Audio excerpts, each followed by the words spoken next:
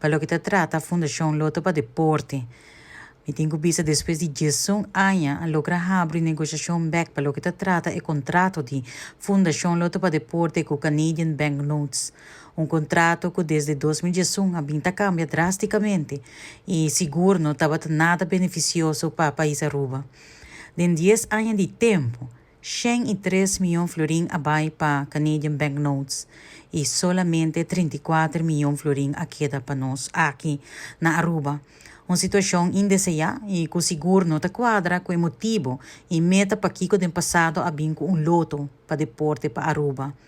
Banda de realidade aqui, nós tur para reparar com atrás, nos complexo não deportivo abai e a la vez por tomar nota for de cifra não que queda apresentar que nos por constatar que não obstante com a entrada de venda durante anos a venda aumenta e suma que queda invertir verdadeiramente em deporte durante o tempo não a aumentar. A queda rond de cifra não com na 2009, até que 2009 estava o caso acaba.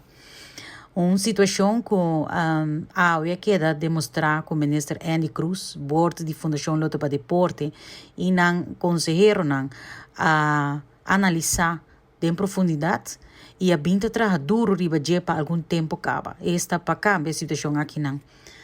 Negociação a queda iniciar com o Canadian Banknote e o resultado da negociação que queda anunciar. E o anúncio que o governo, board e o conselheiro, o time negociador, logra para voltar o contrato na benefício de Aruba, segura logro grande para o mundo deportivo aqui na Aruba e principalmente para os deportistas. Seguro me dá um papienta no seu lugar para o governo de Aruba, especialmente o ministro Andy Cruz, para o board de Fundação Loto para Deporte e principalmente na time negociador que faz tremendo trabalho. Na Canadian Banknotes também, me dá querer no seu lugar para nos mandar palavra de agradecimento para abrir e depois para renegociar.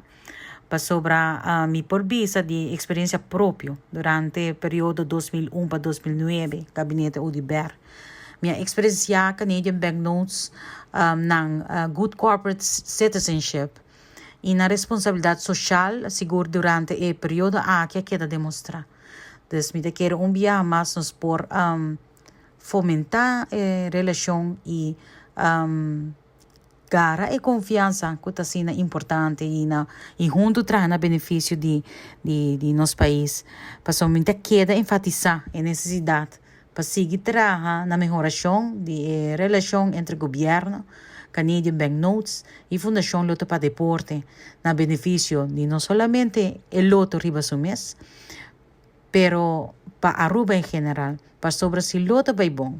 Se Loto generar mais entrada, se Loto sua situação financeira está bom, se a repartição está justo, está beneficioso só essa aqui tá para nosso país.